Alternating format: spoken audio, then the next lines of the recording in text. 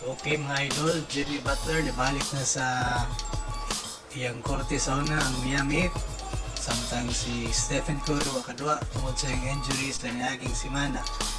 Si Steve Kerr na awardan ng Best Winning Coach sa franchise sa Golden State Warriors. Okay, first shot, ang 3 points ni Alec Burks and sundan rin pagkahapit injury ni Green humanasikan ni Bam.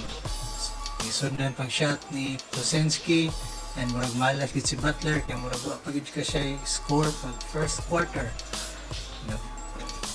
Wiggins nakascore lang 10 points pero grabe ang iyang depensa sa Warriors. Nakakuha siya 2 ka block.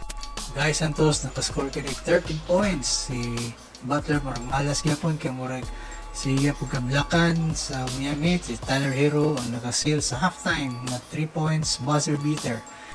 Sugod sa third quarter, nagsunod-sunod na si Butler. Diri na namawi si Wiggins sa block lang. Bisag 10 puntos ra siya pero grabe ang iyang depensa sa Miami Heat. Alley-oop ni Ware. Si Posenski nakabarog taon si Curry kay murag wala sud-sud ang 3 points ni Posenski.